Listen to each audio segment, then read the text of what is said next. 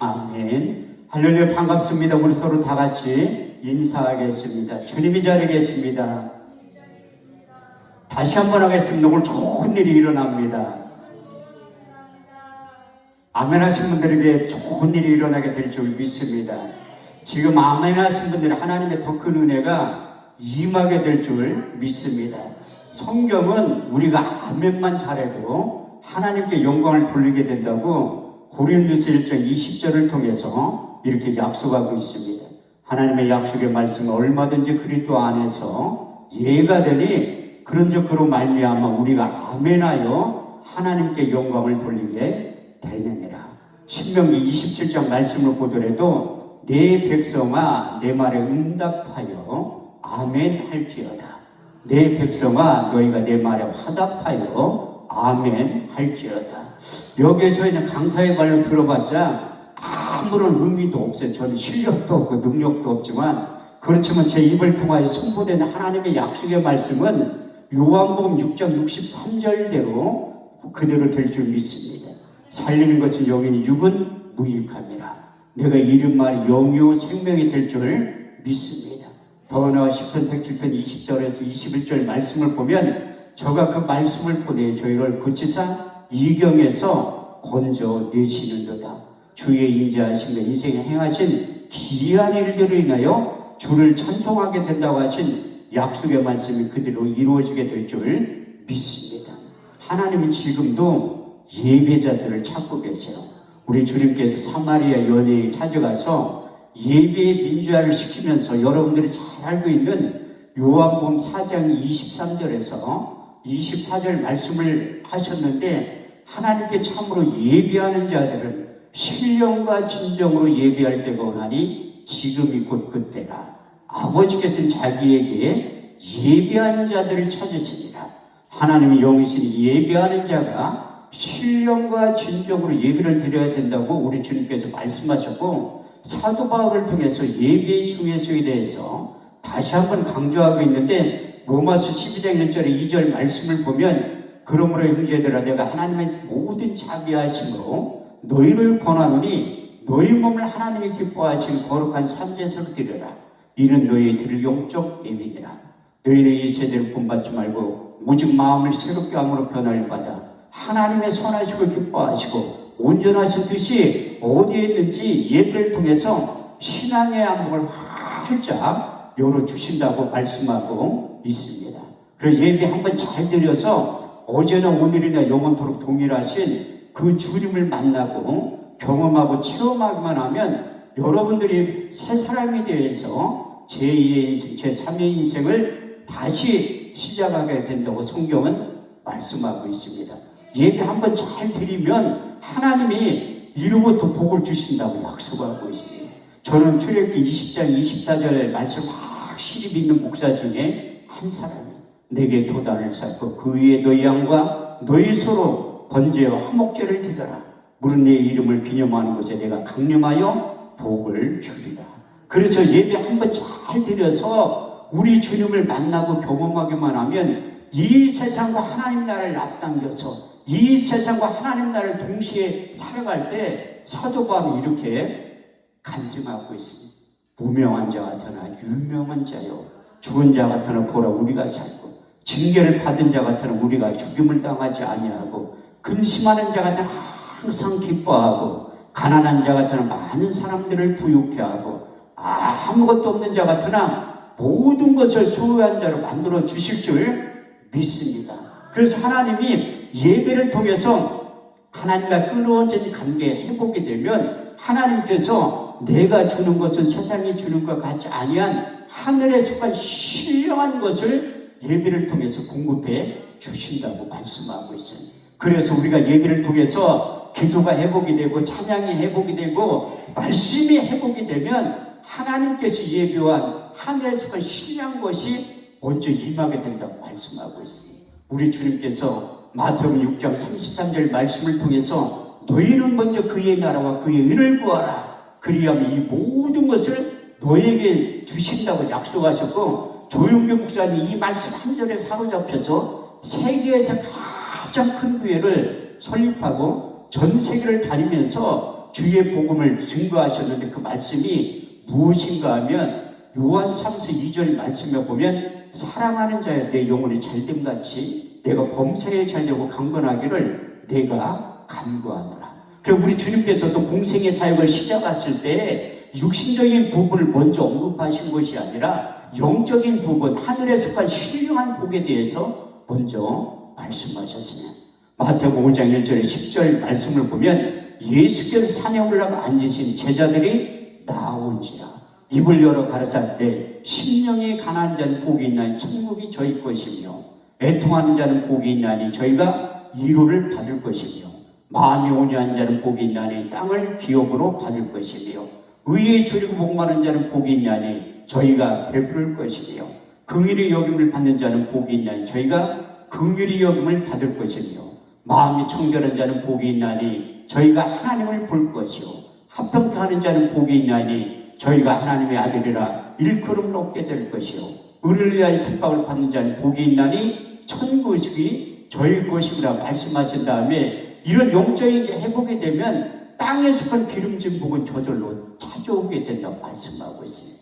구약 시대는 하나님께서 이스라엘 백성들에게 내 언약을 지켜 행할 때 하나님께 이로부터 복이 내려오게 된다고 말씀하고 있습니다.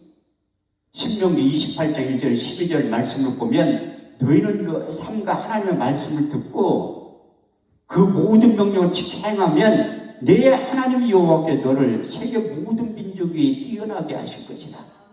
내가 내 하나님 말씀을 믿고 순종하면 이 모든 복이 내게 임할 것이고 내가 들어와도 복을 받고 나가서도 복을 받게 될 것이며 내 몸의 소산과 내 토지의 소산과 내 짐승의 새끼가 우양의 새끼가 복을 받을 것이며 내 강규리와 떡받는 것을 복을 받을 것이요 내가 들어와도 복을 받고 나가서도 복을 받게 될 것이다.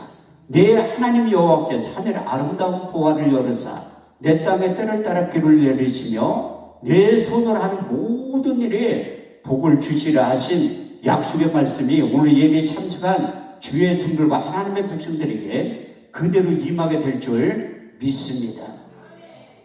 창세기 1장과 2장을 보면 하나님과 우리의 정체성에 대해서 잘 언급하고 있습니다. 그래서 나와 하나님과의 관계에 대해서 말씀을 통해 깨닫기만 하면 우리가 이 땅에서 필요한 모든 것들이 하나님이 공급해 주신다고 약속하고 있습니다. 창세기 1장 27절에 28절 말씀을 보면 하나님이 하나님의 형상대로 사람을 창조하시되 그들에게 복을 주시며 이르시되 생육하고 번성하여 땅에 충만하라 땅을 정복하라 바다의 고기와 공중의 새와 땅에 움직이는 모든 생물들 다스릴 수 있는 능력이 이로부터 임하게 된다고 말씀하셨고 창세기 2장 7절 말씀을 보면 하나님이 흙으로 사람을 지으시고 그 코에 생기를 불어넣으시니 사람의 생명이 되었다고 말씀하고 있습니다. 시편 기자는 창세기 1장과 2장 말씀을 인용하면서 우리와 하나님과의 관계에 대해서 4번에 걸쳐서 정의를 내리고 있는데 첫 번째가 시편 2편 7절 말씀을 보면 너희는 내 아들과 딸들이라 오늘날 내가 너희를 낳았다고 표현하고 있고 두 번째 시편 82편 6절 말씀을 보면 너희는 신들이며 지존자의 아들과 딸들이라고 표현하고 있고 세 번째 시편 139편 13절 말씀을 보면 주께서 내 장부를 지으시며 내 모태에서 날 조직하셨다고 말씀하셨고 마지막 네 번째 시편 139편 16절 말씀을 보면 주의 형질이 이르기 전에 주의 눈이 보셨으며 나의 정한 날이 되기 전에 주의 책에 다 기록이 되었다고 말씀하고 있습니다. 우리 주님께서도 모세의 길과 선지자의 길과 시편에 능통했기 때문에 창세기 1장과 2장 말씀을 인용하시고 시편 기자의 말씀을 인용하시면서 우리와 하나님과의 관계의 정체성에 대해서 요한복음 10장 34절에서 35절을 통해서 이렇게 정의를 내려주고 있습니다. 너희 율법에 기록한 바 내가 너희를 신이라 하지 아니하였느냐. 성경은 폐하지 못하나니 하나님의 율법을 받은 사람들은 신적인 존재, 영적인 존재라고 표현하고 있습니다. 제가 지금부터 이제 성령의 기름 부음에 대해서 말씀을 증언하려고 했는데 이것은 제가 연구해서 공부해서 이 설교를 만든 것이 아니라 하나님께서 어느 순간에 볼펜을 딱 잡게 하더니 막 기록하게 한 거예요. 그래서 A4 용지 5장에 대한 분량을 이 기록하게 한 다음에 그 기름 부음에 대해 설교를 하게 만드신 거예요. 제가 처음에 21년 전에 교회를 개척할 때 제 나름대로 착각했던 거예요. 인물되지, 실력되지, 능력되지. 하나님은 서울의 도시 한복판에 압구정동이나 청담동에서 교회를 개척시켜 줄 줄 알았는데 웬걸 이사야 55장 8절의 9절 말씀을 보면 내 생각은 너의 생각과 다르며 내 길은 너의 길과 달라서 하늘이 땅보다 높은 같이 내 생각은 너의 생각보다 높으며 내 길은 너의 길보다 높음이라. 저 분당에 15년 살았는데 지금의 성남의 태평사동 그렇게 못 사는 동네가 있는지조차도 몰랐는데 하나님은 거기에서 교회를 개척하게 만든 거예요. 근데 너무나 8년을 목회했는데도 교회 부흥도 되지 않고 너무나 힘든 거야. 그래서 하나님 나 제발 서울로 좀 보내주세요. 청담동이나 압구정동 아니더라도 제발 서울로 좀 보내주세요. 그렇게 기도하니까 8년 만에 응답 받았다니. 8년 만에. 그런데 하나님이 교회 이전시키는 방법이 2가지가 있어요.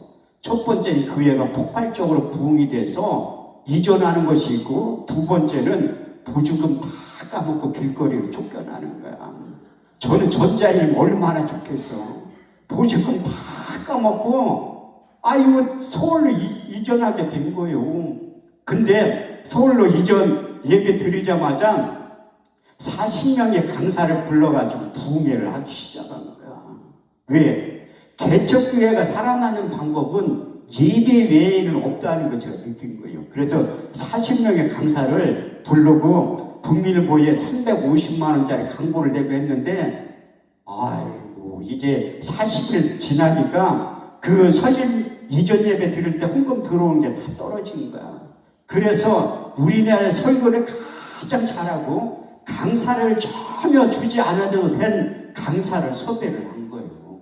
그 사람이 누군가 하면 한금천 목사라고 전혀 강사로 줄 필요가 없는 강사를 섭외를 한 거야.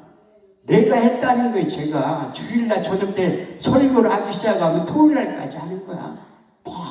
매일 예배를 드리는 거야. 근데 이게 돈이 하나도 없으니까 신림팔동에 2천에 120만 원짜리 그 봉제 공장 하던 자리를 얻은 거예요. 그런데 시설을 할 돈이 없는 거예요. 시설을 할 돈이. 그래서 매일 예배를 드리니까 사람들이 오기 시작하더라고. 그런데 누가 왔냐? 처음에 온 사람이 우리 그 건물이 4층짜리 건물인데 3층, 4층에 그냥 일반 주택이에요. 근데 어떤 사람이 올라가다가 문을 확 열어뒀더니 야, 이 무슨 새끼야, 왜 이렇게 시끄러워 죽겠네. 이게 매일 저녁 때 뭐 하는 거니? 시끄러워 죽겠다. 난 그것도 감사하더라. 왜? 저는 성남에서 목회할 때 욕을 하도 많이 먹어가지고 내 성이 쌓인 거예요. 웬만큼 욕 먹어서는 내가 눈 하나 깜짝도 안 한다니까. 그래서 계속 예배를 드리니까 어떤 여자분이 오신 거야. 그 끝나고 나더니 왜 교회에 십자가가 왜 없냐? 간판도 없고. 내가 그분을 불러가지고 얘기했지. 귀에다 살짝 대고 돈이 없어서 못 따랐어요. 그랬더니 그분이 다 해준 거예요. 그래도 계속 예배를 드니까 또 하나님이 사람을 보낸 거야. 그래서 인테리어 공사도 한 번에 한 번에 헌금을 통해서 그 교회가 이루어지게 됐는데, 근데 매일 예배 드릴 때 하나님이 이게 바울처럼 말 잘할 수 있는 능력도 주고 또 설교할 수 있는 능력도 준 거예요. 사도 바울이 유전적인 지식을 가지고 있던 사람이 요즘 말로 표현하면 나하고 출생 성분이 달라. 금수저를 물고 태어났다는 금수저를. 빌보 3장 5절에서 6절 말씀을 보면 내가 난지 8일 만에 할례를 받고 이스라엘 족속의 베냐민 지파의 히브리인 중에 히브리인이요 율법으로는 바리새인이 열심으로는 교회를 핍박하고 율법의 의로는 흠이 없는 자라고 그는 고백하고 간증하고 있어. 근데 다메섹 도상에서 우리 주님을 만난 다음에 그의 신분이 완전히 변했다니까요. 육신적으로는 금수저를 물고 태어났지만 흑수저로 바뀐 거예요. 그래서 빌립보서 3장 7절에서 8절 말씀을 보면 그러나 무엇이든 내게 중요한 것이 그리스도 예수를 위하여 해로 여길 뿐더러 해로 여김은 내 주 예수 그리스도를 아는 지식이 가장 고상함이 나니라. 내가 그를 위하여 모든 것을 잃어버리고 배설물을 여김은 그리스도를 얻고 그 안에 나를 발견했기 때문에 오직 예수의 심장을 가지고 복음을 전했다고 말씀하고 있습니다. 근데 사도 바울이 우리 주님을 만난 다음에 설교도 그렇게 하는 거예요. 갈라디아서 1장 11절에 12절 말씀을 보면 내가 전한 복음은 사람의 뜻으로 난 것이 아니요 사람에게 배운 것도 아니요 받은 것도 아니요 곧 그리스도의 계시를 받아서 복음을 전했다고 말씀하고 있어요. 항상 주변 사람들을 위해서 그 기도 부탁할 때 에베소 6장 19절 말씀을 보면 나를 위하여 구할 것은 내게 말씀을 주사 나로 입을 벌려 복음의 비밀을 담대히 알리게 하옵소서. 이렇게 기도 부탁을 하는데 그래서 사도 바울이 1차 전도회, 2차 전도회, 3차 전도회 하면서 수없이 많은 교회를 설립했는데 근데 딱 한 군데 교회가 세워지지 않은 곳이 있어요. 그리스도 아덴 지역에서 그가 가지고 있는 유전적인 지식으로 별로나 하니까 열매가 없는 거예요. 그래서 철저히 회개하면서 고린도전서 2장 말씀을 기록한 거예요. 형제들아 내가 너희 가운데 나가 하나님의 증거를 전할 때 말같이 아름다운 것을 하지 아니하였노니 내가 오직 그리스도와 그의 십자가에 죽으신 것 외에는 아무것도 알지 아니하기로 작정하였습니다. 내 말과 내 정도함이 지혜의 권하는 말로 하지 아니하고 다만 성령의 나타남과 능력으로 하여 너희 믿음이 사람의 지혜에 있지 않고 하나님의 능력 가운데 있게 하려 하였노라. 우리가 온전한 자들 중에서 이 지혜를 말하노니 이 지혜는 이 세상의 지혜가 아니요 오직 비밀한 가운데 있는 감추었던 것인데 하나님이 우리 영광을 위하사 만세전에 미리 정하였던 것이라. 이 지혜는 이 시대의 간원이 하나도 알지 못하였다니 만일 알았더라면 영광의 주를 십자가에 못 박지 아니하였으리라. 기록된 바 하나님이 자기를 사랑하는 자들을 위하여 예비하신 모든 것은 눈으로 보지 못하며 귀로도 듣지 못하며 또 마음으로도 생각지 못하였던 것 같으니라. 오직 성령으로 이것을 우리에게 보이셨으니 성령은 모든 것 곧 하나님의 깊은 것이라 통달하시느니라. 사람의 사정을 사람 속에 있는 용인 누가 알리요 이와 같이 하나님의 사정도 하나님의 영 외에는 아무도 알지 못하느니라. 우리가 세상의 영을 받지 아니하고 아버지께로부터 온 영을 받았으니 이는 우리로 하여금 하나님께서 은혜로 주신 것들을 알게 하려 하심이니라. 육에 속한 사람 하나님의 성령의 일을 받지 아니하느니 저에게는 미련하게 보이며 또 깨닫지도 못하나니 이런 일은 영적으로 해야 분별하느니라. 신령한 자는 모든 것을 판단하나 자기는 아무에게도 판단을 받지 아니하느니라. 고린도서 2장 1절 15절까지의 말씀을 기록하면서 16절 말씀에 이렇게 또 고백하고 있습니다. 누가 주의 마음을 알아서 주를 가르치겠느냐. 그러나 우리가 그리스도의 마음을 가졌느니라. 바울을 철저히 회개하면서 그리스도의 심장을 소유하면서 복음을 전하기를 선택했다고 말씀하고 있습니다. 저도 사도 바울을 닮기를 원하는 목사 중에 한 사람이라 간절히 기도하니까 하나님 나를 이 사도 바울도요 말을 얼마나 못했던 사람인데 유일하게 말 못한 사람 기록되어 있는 게 사도 바울이에요. 말을 얼마나 못했으면 성경에 기록되어 있어. 고린도서 10장 10절 말씀을 보면 그 편지는 중하고 심히 있으나 그 모음으로 대할 때는 말에 시원치 아니하느냐. 아이고 말을 못하니까 그 편지는 글을 잘 쓰는데 이 말은 시원치 않다고 성경에 써있다니까. 그런데 바울도 스스로 고백을 하고 있습니다. 고린도서 11장 6절 말씀을 보면 나는 말에는 조라나 지식에는 그렇지 아니하니라. 그래서 하나님께서 바울에게 말 잘할 수 있는 능력을 주신 거예요. 저에게도 말 잘할 수 있는 능력을 주시고 이제 사도 바울도 그 말씀을 받아가지고 복음을 전했듯이 저에게도 말씀 받아가지고 전할 수 있는 능력을 저에게도 주셨다니까요. 오늘 저녁에 여러분들이 이 예배에 참석하면 말 잘할 수 있는 능력에 대해서 설교를 하려고요. 내가 볼 땐 여기도 2명은 예배 끝나면 집에 가실 분들이 있을 것 같아. 그래도 못 가게 하려고 내가 예고편으로, 아니 연속곡도 재밌을 때 예고편 내보내는 거예요. 내 저녁 때는 말 잘할 수 있는 능력에 대해서 내가 설교를 하려고 한다니. 그래서 매일매일 예배 드리니까 하나님이 이 설교가 미천이 딸리잖아요.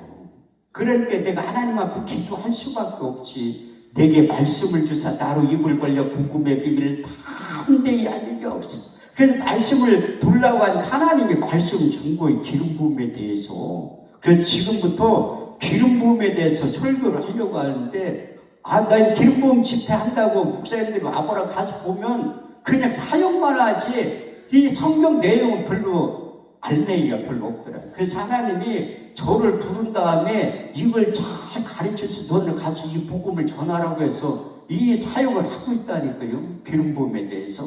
근데 이번 주간에는 좀만 하려고 해. 왜? 이거 다 하고 가면 이 기도원 총무 목사님 나 부르겠어요?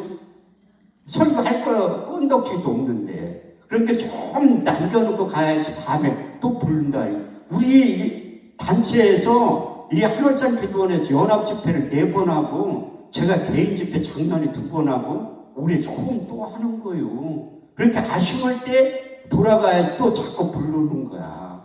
그러니까 내가 다 할 필요가 없지. 미천 딸림 할 것도 없는데. 그래서 여러분들이 잘 들으시면 기름 부음이 5시간인데 오늘 1시간만 하려고 벌써 30분 다 갔네.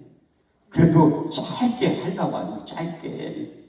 하나님이 이 구약 시대에는 모세를 통해서 거룩한 간유를 만들게 한 다음에 그것을 기구에 바르면 거룩한 지성물로 구분이 되고 사람의 몸에 부으면 이로부터 왕의 능력, 제사장의 능력, 선지자의 능력이 임하게 된다고 말씀하고 있습니다.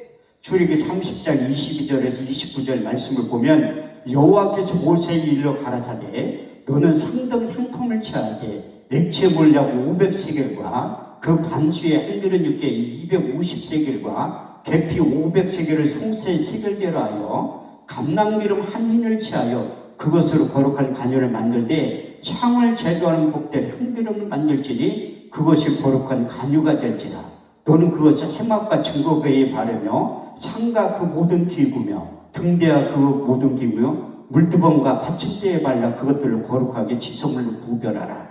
무릇 이것에 접촉하는 것마다 거룩하게 구별되리라. 하나님께서 모세에게 간유 만드는 방법을 가르쳐 주시고 그것을 기구에 발랐을 때 거룩한 지성물로 구분이 되었다고 말씀하고 있습니다. 이 한월산 기도원 안에도 있는 모든 물건이 성물이라고 하는 이유가 무엇인가 하면 모세를 통해 만들었던 거룩한 간유가 칠해지고 발라져 있기 때문에 성물이라고 하는 이유가 바로 거기에 있습니다. 그래서 이 기도원 안에 있는 종이컵 하나라도 하나님의 물건이기 때문에 여러분들이 소중하게 여겨야 될 줄 믿습니다. 그런데 이 거룩한 간유를 사람의 몸에 부으면 이로부터 능력이 임하게 된다고 말씀하고 있습니다.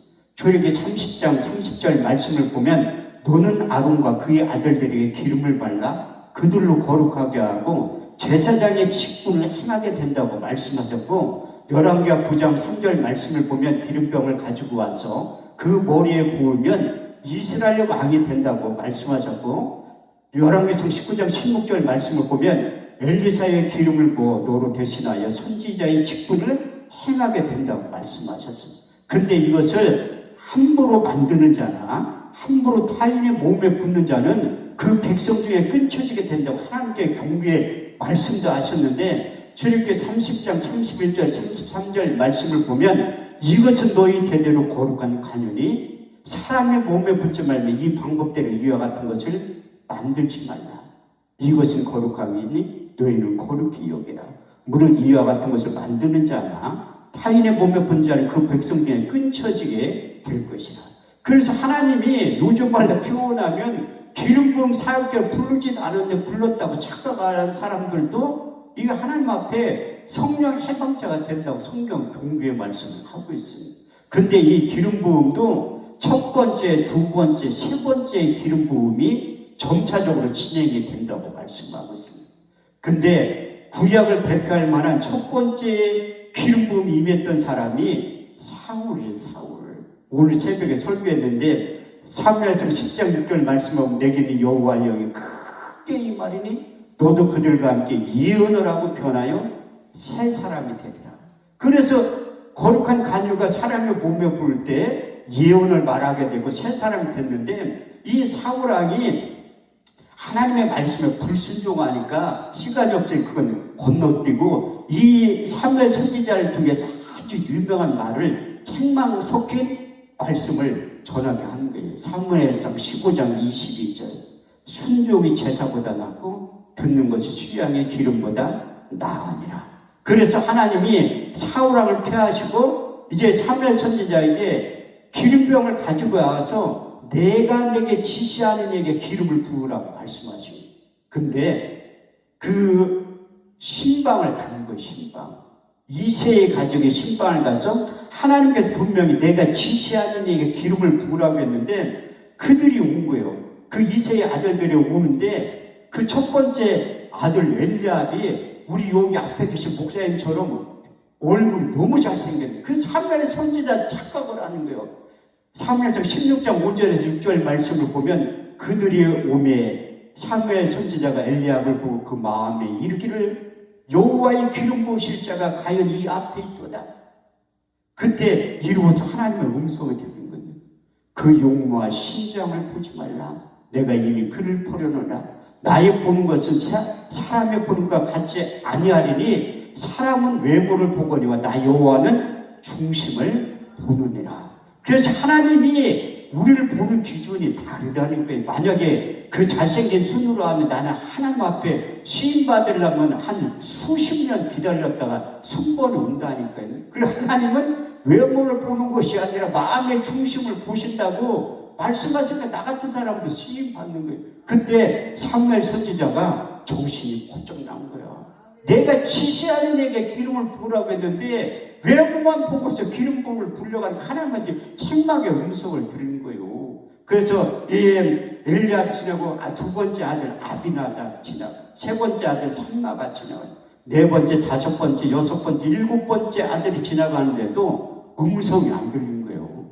나는 참 이새가 믿음이 있는 것 같지만 믿음이 하나도 없어. 그 당시에 말하면 요즘 말로 표현하면 조용규 목사님이 그 이스라엘 가정에 신방을 온 거예요. 만약에 조용규 목사님 생전에 우리 집에 신방 온다고 하면 딸 출근 못하게 하지. 기도밖에 하려고. 아유, 그 세계적인 종이 오는데 아니 기도가 한 출근 안 하면 어때요?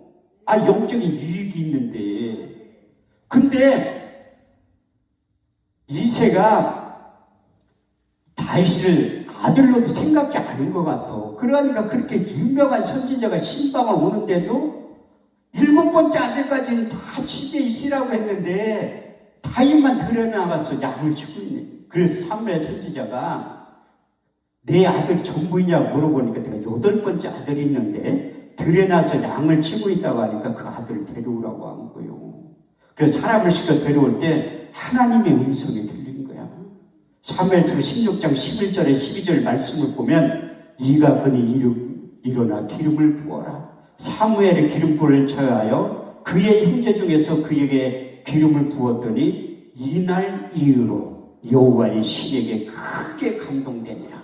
첫 번째 기름 부음이 임할 때 여호와의 신에게 크게 감동이 되었다고 말씀하고 있습니다. 그 여호와의 신이 무엇인가 하면 이사야 11장 2절에 풀어서 설명하고 있는데 주 여호와의 신 곧 지혜와 총명의 신이요 모략과 재능의 신이요 지식과 여호와를 경외하는 신이라고 말씀하고 있습니다. 근데 다윗이 금방 변해서 너가 될 줄 알았는데 시간이 좀 필요하다니. 그래서 한참 뒤에 사무엘하 2장 4절 말씀을 보면 유다 사람들이 와서 다윗에게 기름을 부어 유다 성읍의 왕으로 세웠다는 거예요.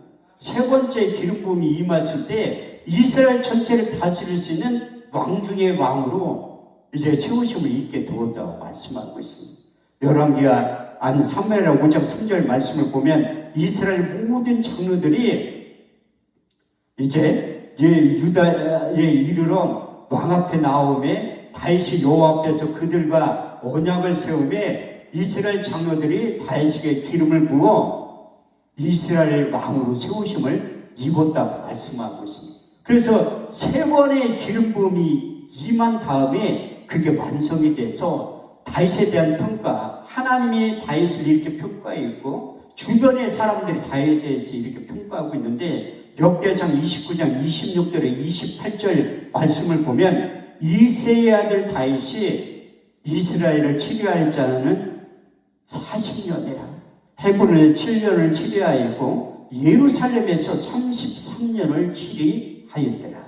다윗이 나이 많아 늙도록 부하고 존귀하다 죽음에 그의 아들 솔로몬이 대신하여 왕이 되었다고 말씀하고 있습니다. 저도 여러분들을 축복하는데 나이 많아 늙도록 부하고 존귀한 인생으로 변화될 줄 믿습니다.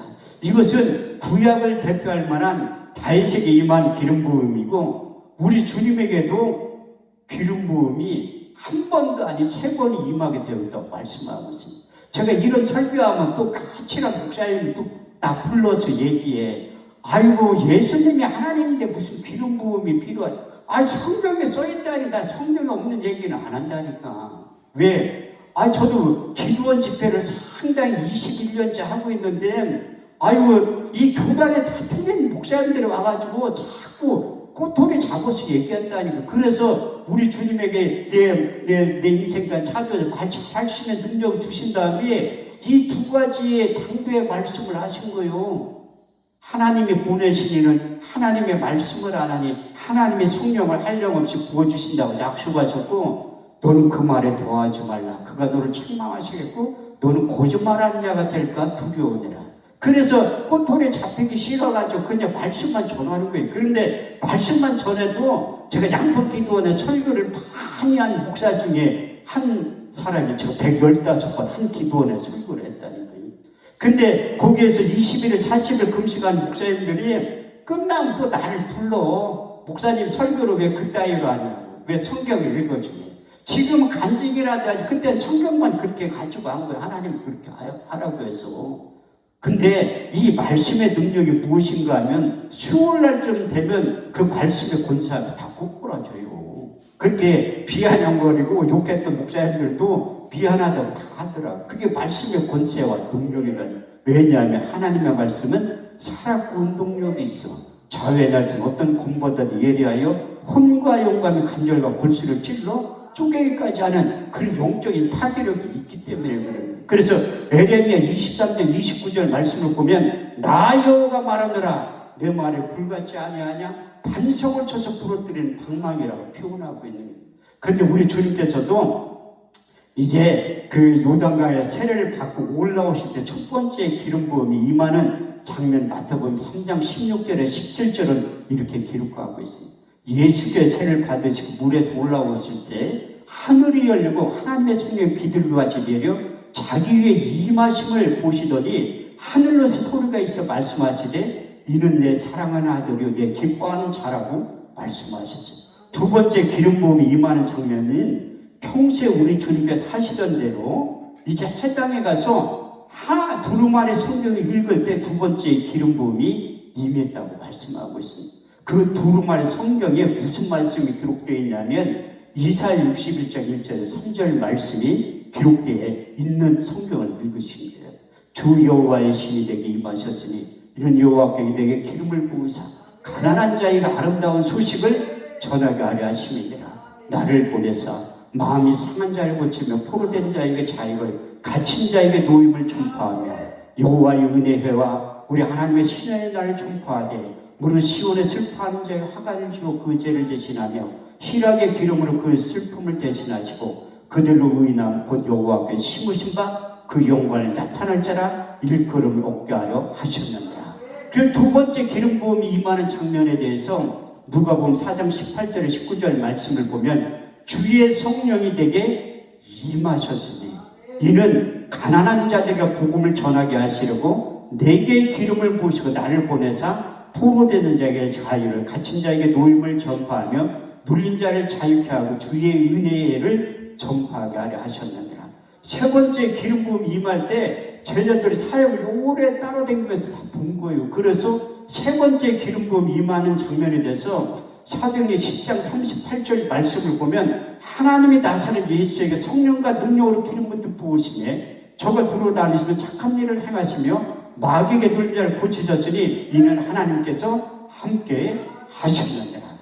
이렇듯이 우리 주님도 세 번의 기름 부음이 임한 다음에 가르치고 고치시고 전파하신 3대 사역을 완성하신 거예요. 마태복음 4장 23절에 24절 말씀을 보면 예수께서 온 갈릴리에 두루 다니사 저희 해당의 천국 복음을 전파할세 백성 중에 모든 병과 모든 약한 것을 고치셨으니 그의 소문이 온 수레에 퍼진지라.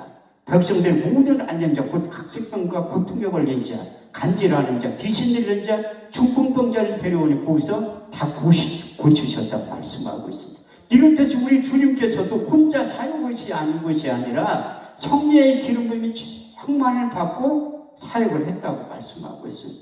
세 번째는 사도들에게 임한 기름 부음이에요. 그 우리 주님께서 부활하셔서 이 땅에 40일 동안 계셨는데 그 근거가 어디에 있냐면 사도행전 1장 3절 말씀을 보면 해 받으신 후에 친히 사심을 나타내사 40일 동안 저에게 보이시며 하나님 나라에 대해서 말씀하실 때 제자들에게 찾아오셔서 사도들에게 첫 번째 기름을 부어주셨습니다. 요한복음 20장 21절 말씀을 보면 예수께서 가라사대 너에게 평강이 있을지어다. 아버지께서 나를 보내신 것 같이 나도 너희를 보내더라. 이 말씀을 하시면 저희를 향하여 숨을 내쉬며 가라사대 성령을 받으라. 나의 영을 받으라. 나의 숨을 받으라고 외치신 다음에 이제 두 번째 기름 부음이 임하는 장면에 대해서 사도행전 2장 1절에 13절을 이렇게 기록하고 있습니다. 오순절 날이 이미일이매 저희가 다 같이 한 곳에 모였더니 후련히 하늘로부터 급하고 강한 바람 같은 소리가 있어 저희 앉은 온 집에 가득하며 불의 같이 갈라지는 것이 저에게 보여 각 사람 위에 임하여 있더니 저희가 다 성령이 충만하여 성령의 말하게 하심을 따라 다른 방언으로 말하기 시작하니라. 그때의 경건한 유대인들이 천하각국으로 와서 예루살렘에 우고하다니 이 소리가 나며 큰 무리가 모여 소동하여 가로되 보라 이 말하는 사람들이 다 갈릴리 사람들이 아니냐. 우리의 각 사람의 낭부 방언으로 듣게 되면 어찌 됨이뇨. 우리는 다 바데인가 메데인가 엘렘가 메소포타미아 본도 아시아 브르길리아 팜빌리아 애국과 및 구레네에 가까운 리비아 여러 지방에 사는 사람들과 로마로부터 나그네 유대인과 유대교에 들어오는 사람들과 그레데인과 아라비아인들이라.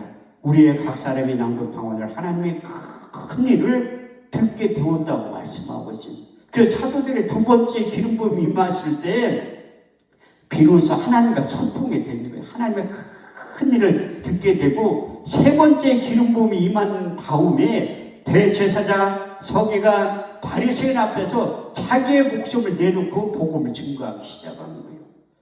사도행전 4장 20절 말씀을 보면 내가 보고 들은 예수를 전하지 않은 것에 견딜 수 없는 뜨거운 마음을 주셨다고 말씀하고 있습니다.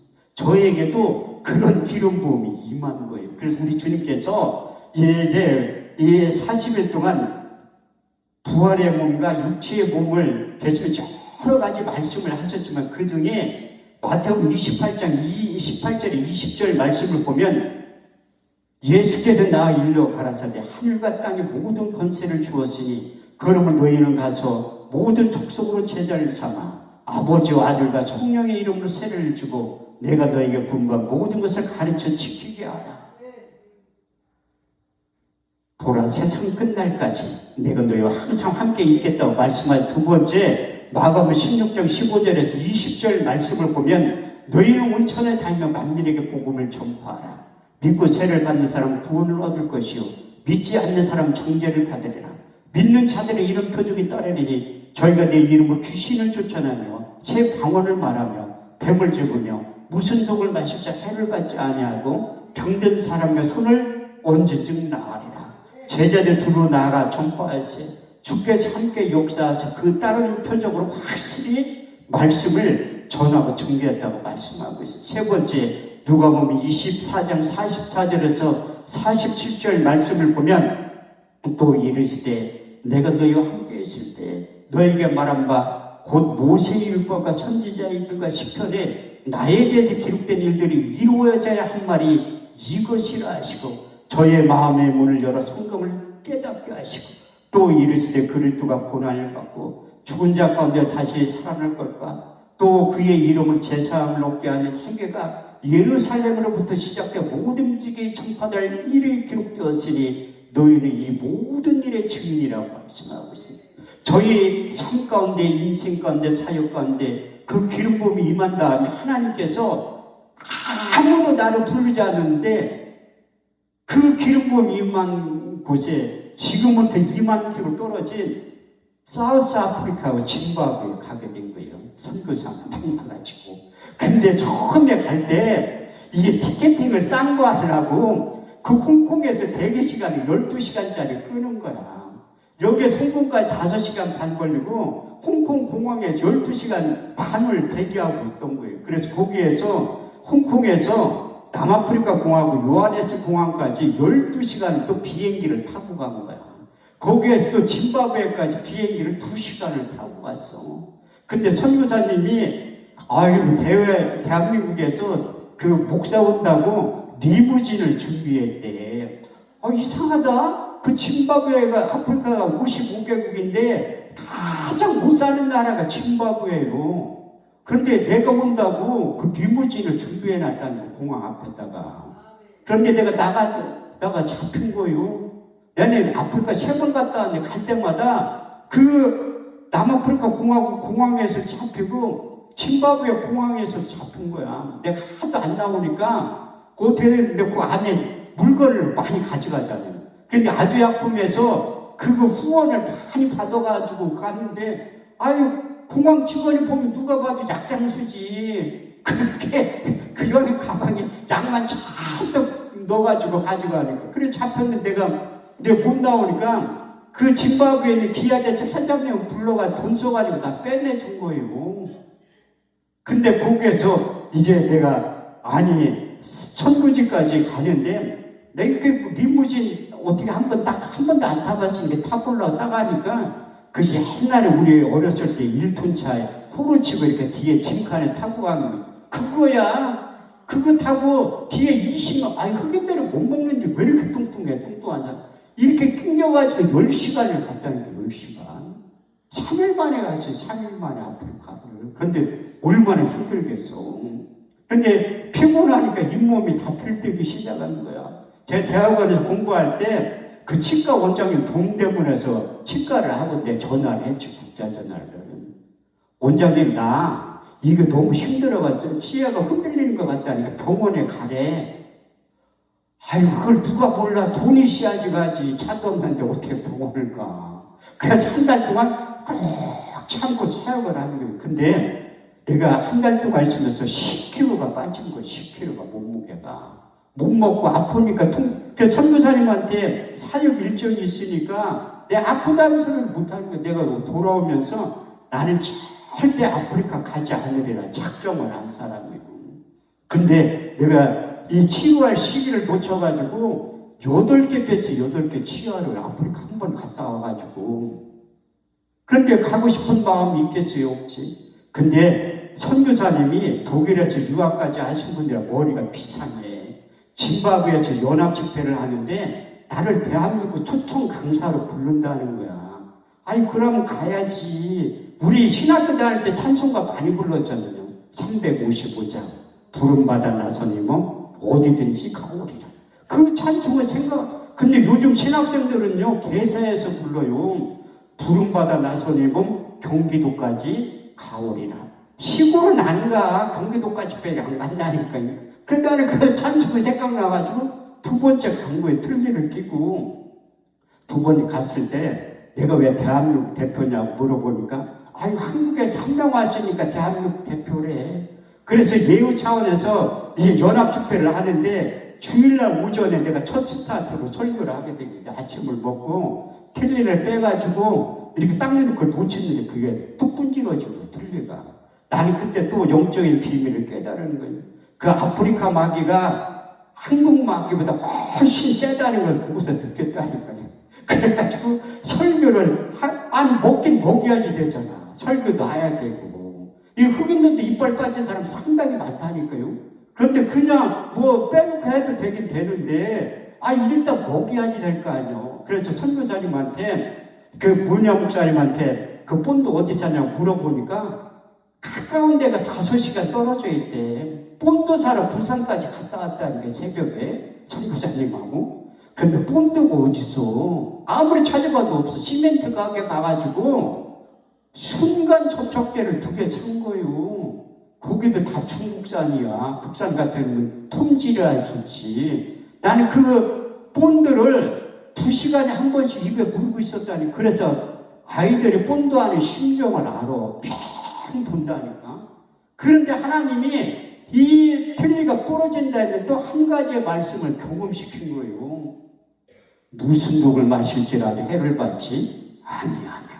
성경에 써 있잖아. 근데 지금은 그렇게 하라면 못해요. 독극물이라. 그때는 믿음이 있으니까 그렇게 한 거지. 내가 2번째 갔다 오면서 난 진짜 2번째 갔다 와서 치아를 5개 뺐어. 이제 몇 개 안 남았잖아. 내가 3번째 가면 하나님이 치아를 다 뽑아갈 것 같더라고. 그래서 인천에 가서 부흥을 하는데 그 아프리카 갔다 온 간증하니까 그 안에 있던 한세대학교 다닌 여학생이 자기도 가보고 싶대. 나 그럼 강사로 100만 원 주면 너 그거 가지고 가라고 한 거예요. 근데 2달 있다가 연락이 왔어. 자기 친구들 2대 다니는 애랑 이제 한세대 다니는 애랑 거기 아프리카 선교지 가고 싶은데 인솔자가 없다는 거야.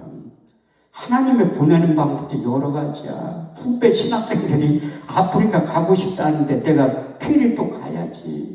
아니나 달로 3번째 갔다 와서 치아를 다 뺀 거예요. 50도 안 돼가지고. 그래서 제가 주여수를 크게 못해. 쫙 하면 틀니가 쑥 빠진다니까. 여러분들 틀니를 안 끼고 있으니까 몰라. 연세 드신 분들은 내가 이 얘기하면 막 웃어. 경험자들이니까. 그래서 주여수를 크게 못하는 거예요. 그래서 하나님 앞에 기도했지. 하나님, 치아를 다 뽑아가시니까 임플란트 좀 하게 해주세요. 임플란트. 그래서 제가 양평기도원에서 15년을 섬긴 거예요. 양평기도원 문 닫기 전에 금요 철회하고 토요 집회를 제가 인도하고 그 주일날 문 닫았다니까요. 설교를 내가 115번 했어요. 양평기도원에서. 근데 하나님이 예비해 놓은 사람이 있다니까요.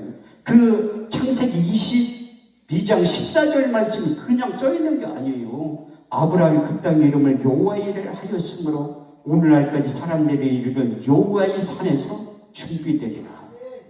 근데 갈라디아서 6장 7절에 9절 말씀을 보면 우리가 선을 행하되 낙심하지 말지니 때가 이름에 거두게 되는 거예요. 그렇게 한 기도원을 16년을 섬기니까 하나님께서 예비해 놓은 사람이 있었어. 미국에 있는 유명한 대학에서 이제 교수 생활을 하다가 이 권고사직을 당해서 한국에 와서 양평 금식 기도원 40일 금식할 때 저를 만난 거예요. 근데 양평 기도원에서 연합 집회만 하는 기도원이라 이 강사들이 1시간에 한 번씩밖에 못 하는데 그 기도원 측에서 저는 6번에서 8번 하게 하라고 한 거예요. 그래서 매일 설교를 했다니. 월요일날 저녁에 특히 나한테 하래. 왜냐하면 천차는 강사가 하면 다 도망가요. 월요일날 저녁에. 그 양평기도원에서 월요일 저녁에 내가 설교를 하면 다 못 도망가게 잡아놔. 일로 온다니까 강남금식 기도원 아니면 하늘산 기도원을 다 도망가요. 그래서 내가 월요일 저녁에 못 도망가게 설교를 잘 해가지고 주저앉히는 거야. 근데 금요일날 오전에 어떤 자매가 찾아온 거야. 목사님 내 설교를 들으니까 어떻게 그렇게 성경 말씀 많이 인용해서 하냐는 거야. 또 자기가 몇 장 몇 자리인가 주소까지 다 적어가지고 확인까지 다 했대. 틀리나 맞나. 목사님 도대체 IQ가 몇이냐고 물어보더래. 내가 그 얘기 많이 들었어. 양평기도원에서. 근데 하도 그 소리를 들어가지고 실질적으로 내가 머리가 좋나? IQ 검사를 한번 해본 적이 있어요. 근데 결과가 200 나왔다니까요. 상당히 좋죠. 200이면 얼마나 좋은 건데. 근데 나 혼자 결과가 나 혼자 나온 게 아니야. 우리 딸하고 합쳐가지고 200이라는 거야. 우리 딸이 머리는 나보다 더 좋겠지. 근데 이게 성경 암송하는 능력을 하나님의 인사로 주신 거예요. 그래서 이렇게 말씀 사역자로 다니면서 그 사역을 하게 만든 거예요. 근데 그 자매가 전화번호 좀 가르쳐 줄래. 저는 절대 20년 넘게 사역하면서 전화번호를 안 가르쳐줘요. 그래서 제가 우울에 장수하는 거야. 엉뚱한 짓 안 한다의 기본기에 충실하지. 그럼 자꾸 전화번호를 가르쳐 줄래. 난 속으로 진짜 답답하다. 전단지 보면 내 전화번호가 써 있는데, 아니 그거 보면 되지. 한금천 목사하고 019 몇 번에 그 전화번호가 써 있는데 그걸 왜 나한테 물어봐. 근데 한참 있다가 연락이 오는 거야. 목사님 나 알죠? 내가 어떻게 알아? 저도 수없이 많은 사람들을 아는데, 제가 가장 부담스러운 게 뭐냐면 내가 이렇게 길거리 지나가는데 누가 나한테 인사하는 거야. 아, 난 모르잖아. 그게 부담스러워. 제가 구TV에 10번 출연한 다음에 아는 사람들이 훨씬 많아졌다니까요. 이래봐도 그래도 제가 오사리기도원 주광사예요. 27번